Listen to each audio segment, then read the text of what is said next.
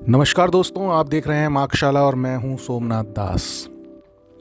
आज हम इस वीडियो में बात करेंगे आज यानी गुरुवार 12 फरवरी 2026 को निफ्टी में क्या हुआ, यानी कि मार्केट में क्या हुआ, आज के ट्रेड्स कैसे रहे, मार्केट में गिरावट क्यों आई और कल यानी शुक्रवार 13 फरवरी 2026 के लिए निफ्टी फ्यूचर की ट्रेडिंग स्ट्रैटेजी क्या हो सकती है। वीडियो को अंत तक ज़रूर देखिए क्योंकि आखिर में हम ग्लोबल और जियोपॉलिटिकल अपडेट्स भी डिस्कस करेंगे जो आने वाले दिनों में मार्केट की दिशा को तय कर सकते हैं। आज का निफ्टी फ्यूचर मार्केट रिव्यू पर एक बार बात कर लेते हैं।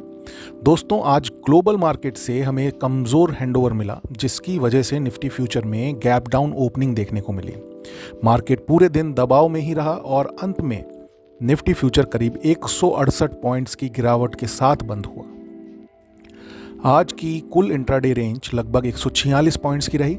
हमने पहले ही डिस्कशन में इस चीज़ को मेंशन किया था कि अगर 25,940 का लेवल टूटता है और इसके नीचे कन्विंसिंगली निफ्टी फ्यूचर ट्रेड करता है तो यहाँ पे एक शॉर्ट साइड का ट्रेड इनिशिएट हो सकता है। मार्केट खुलते ही पहले 5 मिनट में ही यह लेवल टूट गया जिससे शॉर्ट साइड का ट्रेड एक्टिवेट हो गया।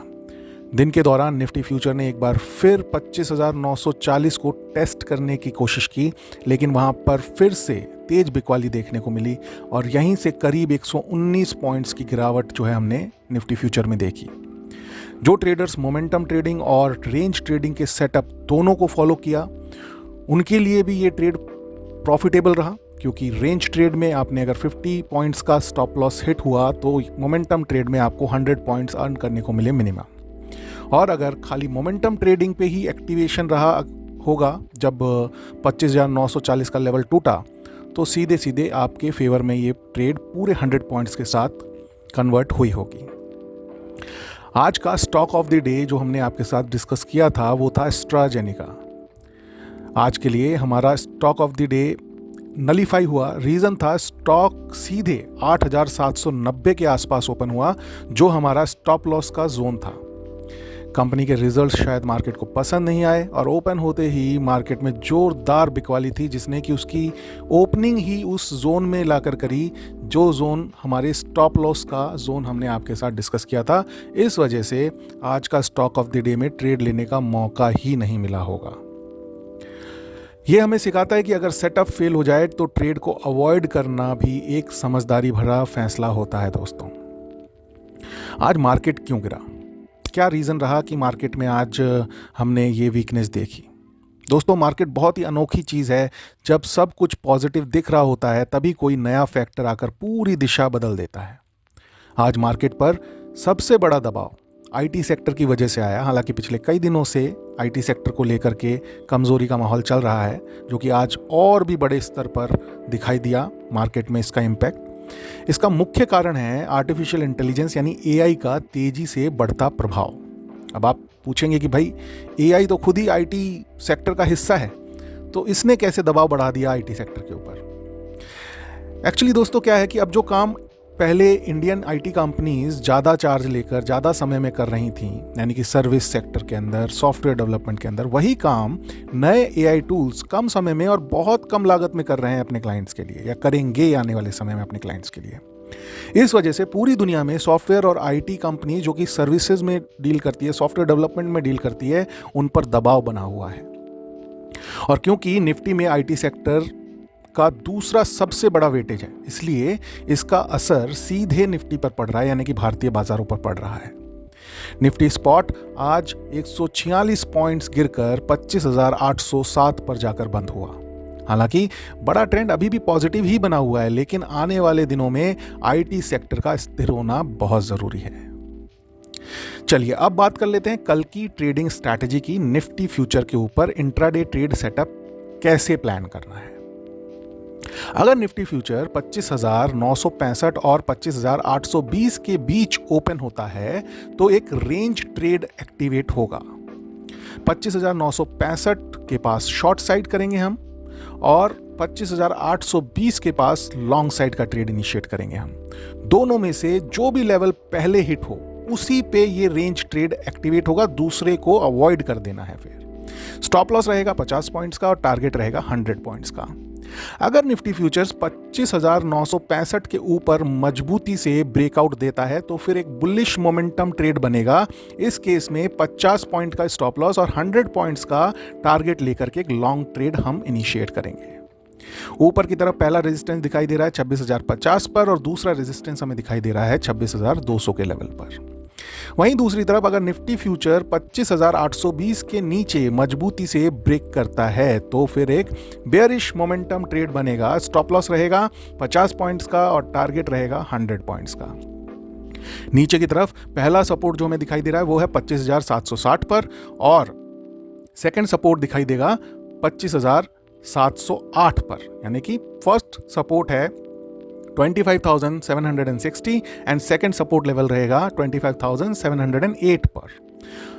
अगर सेकेंड ऑप्शन ये है कि मार्केट गैप अप या गैप डाउन देता है और रेंज जो हमने अभी ऊपर डिस्कस करी उसके बाहर खुलता है, चाहे नीचे की तरफ या ऊपर की तरफ, तो सिर्फ मोमेंटम ट्रेड ही लिया जाएगा। उस केस में रेंज ट्रेड को अवॉइड करेंगे। राइट? ट्रेडिंग डिसिप्लिन का सबसे जरूरी नियम दोस्तों ये होता है कि आपको अपने सेटअप को फॉलो करना होता है। एक दिन में मैक्सिमम 2 ट्रेड से ज़्यादा नहीं लेनी है। बेहतर है कि एक रेंज ट्रेड और एक मोमेंटम ट्रेड का ही जो है कॉम्बिनेशन हो अगर आप 2 ट्रेड्स के लिए जा रहे हैं। अगर आप किसी खाली मोमेंटम ट्रेड के लिए जा रहे हैं तो सिंगल ट्रेड लेना है। अगर वो फेल हो जाता है तो अपना टर्मिनल बंद कर देना है, अगले दिन के लिए फिर तैयारी करनी है। लेकिन अगर आप कॉम्बिनेशन में ट्रेड ले रहे हैं, रेंज ट्रेड और मोमेंटम ट्रेड का, तो आप मैक्सिमम 2 ट्रेड ले सकते हैं। और उस केस में भी अगर पहला ट्रेड सक्सेसफुली टारगेट को हिट कर दे तो फिर दूसरे ट्रेड के लिए नहीं जाना है। राइट? तो ये डिसिप्लिन जो है आपको मेंटेन करके रखना है। याद रखिए, कैपिटल बचाना प्रॉफिट कमाने से ज्यादा जरूरी होता है ट्रेडिंग बिजनेस के अंदर। अब बात कर लेते हैं कल का स्टॉक ऑफ द डे क्या होगा। निफ्टी 500 यूनिवर्स में फिलहाल कोई भी स्टॉक कन्विंसिंगली बुलिश सेटअप नहीं दिखा रहा है हमारे क्राइटेरिया के अंदर। इसका मतलब ये नहीं है कि जो है कल स्टॉक्स बढ़ेंगे नहीं, डेफिनेटली बढ़ेंगे, लेकिन हमारे एक सेटअप है, उस सेटअप के अंदर कुछ क्राइटेरियाज मेंशन किए हुए हैं। उसमें जो भी स्टॉक उस क्राइटेरिया को फुलफिल करता है, एक दिन में कई नंबर ऑफ स्टॉक्स भी कई बार होते हैं, कभी कभी एक भी स्टॉक 500 स्टॉक्स में से ऐसा नहीं होता है कि उस क्राइटेरिया को फुलफिल करे। तो आज ऐसा ही दिन है, तो इसलिए स्टॉक ऑफ द डे आज हम अवॉइड कर रहे हैं। कभी कभी ट्रेड ना लेना भी सबसे अच्छा ट्रेड होता है। राइट? अब बात कर लेते हैं कि पिछले 24 घंटे में ग्लोबल और जियोपॉलिटिकल क्या हलचल रही। मुख्य हलचलों की बात करेंगे कि जो कि आपके फाइनेंशियल एंड इकोनॉमिक वर्ल्ड को इम्पैक्ट कर सकती हैं।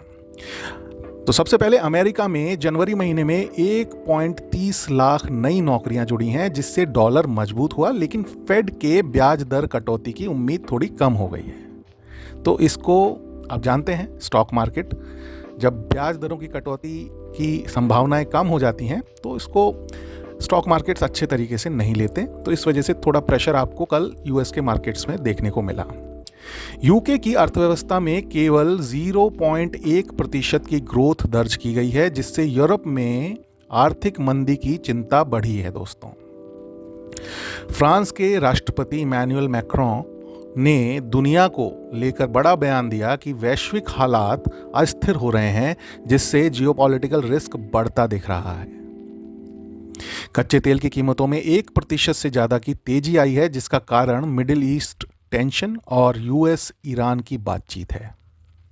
ईरान में राजनीतिक अस्थिरता और बढ़ी है, जिससे ऑयल सप्लाई और जियोपॉलिटिकल स्ट्रेस पर असर पड़ सकता है।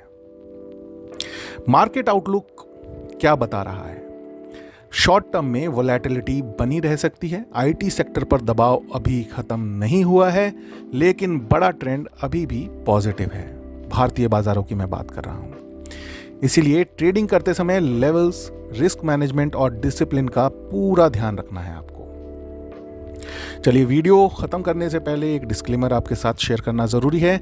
यह वीडियो केवल शैक्षिक और जानकारी देने के उद्देश्य से बनाया गया है। यह किसी भी प्रकार की निवेश या ट्रेडिंग सलाह नहीं है। शेयर बाजार में निवेश जोखिम के अधीन है। कोई भी निर्णय लेने से पहले अपने वित्तीय सलाहकार से परामर्श अवश्य करें। अगर आपको यह एनालिसिस पसंद आया हो तो वीडियो को लाइक करें, चैनल को सब्सक्राइब करें और अपने दोस्तों के साथ शेयर करें।